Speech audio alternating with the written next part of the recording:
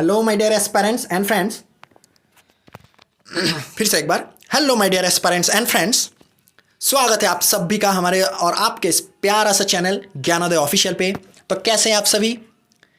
हमारी दुआ से आप सभी सकुशल रहें और आप दुआ कीजिए कि हम भी सकुशल रहें, क्योंकि अभी जो हमारे देश में अलग अलग हिस्सों पर अलग अलग जो मुद्दे चल रहे हैं आपको पता होगा। जैसे हमारे राजस्थान दिल्ली की ओर बाढ़ आ गए, फिर हमारे मणिपुर में जो कांड चल रहे हैं, तो इनके बीच हमें रहना पड़ रहा है और हमें इनके बीच रहकर ही हमें स्वस्थ रहना है और अपने काम को आगे बढ़ाते रहना है। तो बिना देरी करते हुए दोस्तों, आज के पार्ट जो आपका होगा पार्ट 15, जैसे आप स्क्रीन पर देख पा रहे हैं, पार्ट 15 15 भाग। और आज के विषय हमारा होगा, आज की जो हमारा विषय होगा वो होगा सेंटर स्टेट रिलेशंस, यानी केंद्र और राज्य की संबंध। तो किस विषय पर बात करेंगे हम, आपको पता चल गया। तो बिना देरी करते हुए चलिए आगे बढ़े, लेट्स गो। फर्स्ट क्वेश्चन, पहला सवाल आपका, in which of the following the subject of cooperative societies fall. यानी दोस्तों, नीचे दिए गए जो विषय है, यानी किन के अंदर ये कोऑपरेटिव सोसाइटीज यानी स्वयंसेवी संस्था जो है ये निहित होती है, आपको बताना है। ऑप्शंस आपके पास union list, state list, concurrent list, residuary powers of union government. Options को भी मैं हिंदी में बताऊंगा। इससे पहले सवाल को एक बार अच्छी तरह से आपको समझा दूं, फिर से एक बार मैं दोहराता हूं ताकि आपको क्लियर कट समझ में आ जाए कि सवाल में क्या पूछ रहे हैं। कि कोऑपरेटिव सोसाइटी जो है, ये जो विषय है जिसको हिंदी में हम क्या कहते हैं, स्वयंसेवी संस्था, ये विषय नीचे दिए कौन सी सूची के अंतर्गत आते हैं। नीचे दिए जो ऑप्शन है उनमें किन के अंदर ये पर्टिकुलर कोऑपरेटिव सोसाइटी वाला जो विषय है ये आते हैं। यूनियन लिस्ट यानी संघ सूची, स्टेट लिस्ट यानी राज्य सूची, कंकरेंट लिस्ट यानी आप कह सकते हैं संयुक्त सूची, या फिर residuary powers of union government. दोस्तों, रेसिडुअरी पावर्स का मतलब होता है केंद्र सरकार, यानी हमारा जो यूनियन गवर्नमेंट है, केंद्र सरकार की अवशिष्ट शक्ति। जी हाँ दोस्तों, रेसिडुअरी पावर्स यानी अवशिष्ट शक्ति। तो इनमें से कौन सी ऑप्शंस के यानी कौन सी सूची के अंदर हमारी जो हमारा स्वयंसेवी संस्था है, यह पर्टिकुलर विषय निहित है। डियर एस्पिरेंट्स, बिना देरी करते हुए आप में से कई ने अंदाज़ा लगा लिए होंगे, आपको पता होगा इसका जवाब, फिर भी मैं आपको कंफर्म करवा देता हूँ। इसका सही उत्तर आपका होगा स्टेट लिस्ट। जी हाँ, हमारे राज्य सूची के अंदर ये जो स्वयंसेवी संस्था की वाली जो विषय है ये निहित है। बढ़ते हैं नेक्स्ट क्वेश्चन की तरफ। नेक्स्ट क्वेश्चन आपका ये रहा, what is the period covered by the recommendation of the 12th finance commission. यानी दोस्तों, 12वें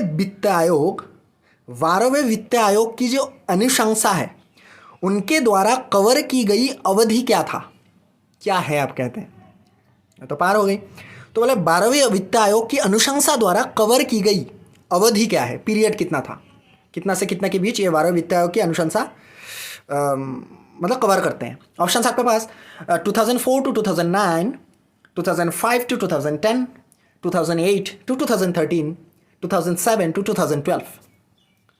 you have to choose the correct option. वो कौन सी पीरियड है जब 12वें वित्त आयोग यानी 12th फाइनेंस कमीशन की रिकमेंडेशन कवर की गई थी, समझे आप दोस्तों। रिकमेंडेशन के द्वारा कवर किया था। मैं एक्चुअली दोबारा बोलना मेरा थोड़ा हैबिट जैसा बन गई है, माफ़ी चाहता हूँ आपसे, अगली बार से ऐसा नहीं होगा। उत्तर आपका सही उत्तर होगा 2005 to 2010। जी हाँ दोस्तों, 2005 से 2010 की अवधि। बढ़ते नेक्स्ट क्वेश्चन में। नेक्स्ट क्वेश्चन आपका ये रहा, which of the following subject lies in the concurrent list. Concurrent list यानी संयुक्त सूची। तो नीचे कुछ विषय दिए होंगे, आपको चूज करना है कि इनमें से कौन सी विषय है जो हमारे संयुक्त सूची के अंतर्गत आते हैं। ऑप्शंस आपके पास एग्रीकल्चर यानी कृषि, एजुकेशन यानी शिक्षा, पुलिस यानी पुलिस, डिफेंस यानी रक्षा व्यवस्था। संयुक्त सूची के अंदर इनमें से कौन सी विषय निहित है दोस्तों? सही उत्तर आपका होगा एजुकेशन, शिक्षा। जी हाँ दोस्तों, ये आपका सही जवाब। बढ़ते हैं नेक्स्ट क्वेश्चन की तरफ बिना देरी करते हुए। तो which one of the following forms the largest share of deficit in government of India budget. यानी दोस्तों, गवर्नमेंट ऑफ इंडिया के बजट में तो अलग अलग तरह की घाटा होती है, यानी डेफिसिट होती है। आपको बताना है निम्नलिखित में से कौन सा भारत सरकार के बजट में घाटे का सबसे बड़ा हिस्सा बनता है। जी हाँ, आप समझ पाए question.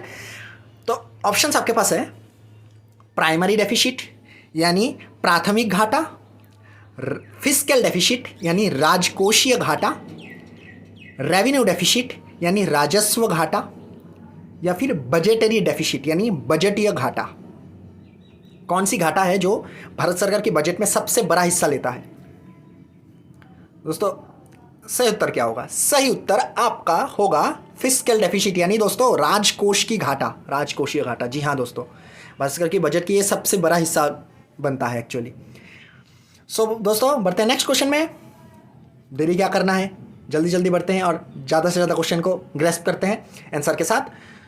When was the wealth tax? दोस्तों वेल्थ टैक्स आपको पता है धन की कर यानी धन कर, वेल्थ यानी धन, टैक्स यानी कर। तो हमारे भारत में धन कर जो है इस व्यवस्था को कब शुरुआत किया गया, इनकी शुरुआत कब किया गया? 1949, 1956, 1957 को या फिर 1958 को? कब भारत में धन कर की स्थापना यानी शुरुआत की गई, धन के ऊपर भी कर लेना शुरू किया गया? दोस्तों सही उत्तर आपका होगा 1957। जो जी हाँ दोस्तों, यह था वो साल जब धन कर की पहली बार शुरुआत हुआ था हमारे देश पे। बढ़ते हैं नेक्स्ट क्वेश्चन पे, सरकार के द्वारा ये। बढ़ते हैं नेक्स्ट क्वेश्चन पे। Who appoints union public service commission? यानी दोस्तों बहुत ही पॉपुलर है, शॉर्ट फॉर्म में यूपीएससी। तो इनकी नियुक्त कौन करते हैं हमारे देश पे? यूनियन पब्लिक सर्विस कमीशन यानी आप कह लो संघ या फिर संयुक्त लोक सेवा आयोग, इनकी नियुक्त कौन करते हैं? ऑप्शंस आपके पास पार्लियामेंट यानी संसद, प्रेसिडेंट यानी राष्ट्रपति, चीफ जस्टिस ऑफ इंडिया यानी भारत के मुख्य न्यायाधीश, या फिर सिलेक्शन कमेटी यानी चुनाव समिति या चयन समिति आप कह लो। चुनाव समिति नहीं होगा, इलेक्शन कमेटी होगा, चयन समिति। जी हाँ दोस्तों, इनमें से आपको चुनना है किन्होंने, कौन एक्चुअली यूपीएससी को नियुक्त करते हैं, अपॉइंट करते हैं। दोस्तों सही उत्तर आपका होगा प्रेसिडेंट। जी हाँ दोस्तों, ऐसे आपको पता होगा जितने भी यूपीएससी से पास किए ऑफिसर्स होते हैं वो सबसे पहले प्रेसिडेंट से मीट करने जाते हैं। जी हाँ दोस्तों। सो बढ़ते हैं नेक्स्ट क्वेश्चन की तरफ बिना देरी करते हुए। 5 ईयर प्लान, जिसे हम हिंदी में पंचवर्षीय योजना भी कहते हैं, तो 5 year plan in India is finally approved by whom? यानी दोस्तों अंततः पंचवर्षीय योजना, हमारे भारत में पंचवर्षीय योजना की जो अनुमोदन, अप्रूव्ड यानी अनुमोदन, भारत में पंचवर्षीय योजना की अनुमोदन अंततः किन्होंने की?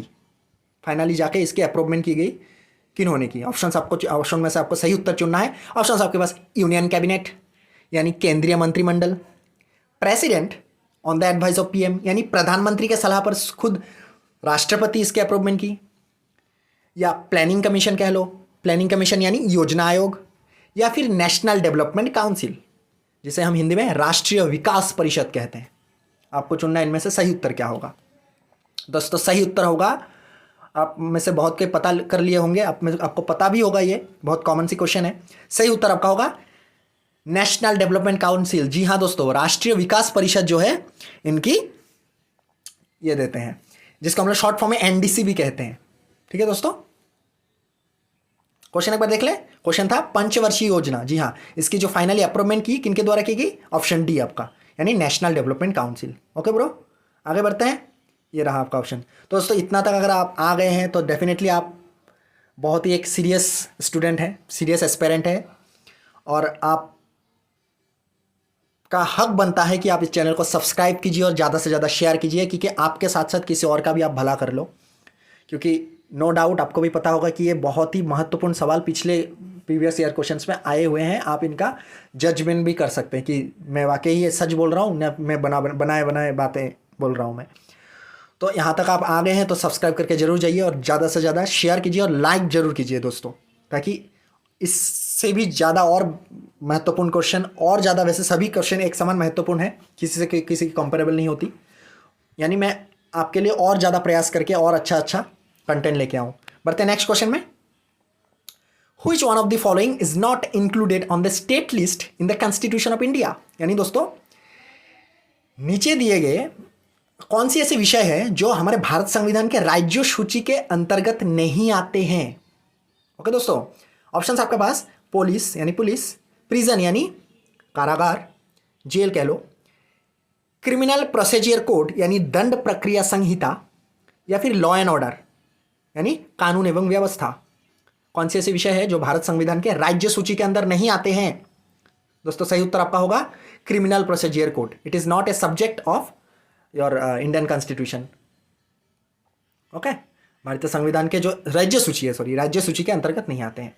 बढ़ते नेक्स्ट क्वेश्चन में, who was the chairman of 12th finance commission?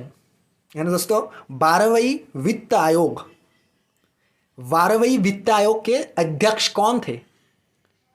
Options आपके पास Shri KC. Pant, doctor C Rangarajan, professor DT. Lakdawala, D Shri Digvijay Das. सही उत्तर क्या होगा दोस्तों? सही उत्तर आपका होगा doctor C Rangarajan. This is your correct answer. Okay, 12th finance commission की चेयरमैन है यानी अध्यक्ष थे ये। बढ़ते नेक्स्ट क्वेश्चन में। Next question is your, who was the chairman of the 13th finance commission? 12वीं के तो पता चल गया डॉक्टर सी रंगराजन। अब 13वां वित्त आयोग के अध्यक्ष कौन थे? दोस्तों आपका ऑप्शंस आपके पास YSP Thorat, MS Ahluwalia, C Rangarajan, D option D doctor Vijay L Kelkar. 13th finance commission chairman who? Dear aspirants, correct answer आपका क्या होगा?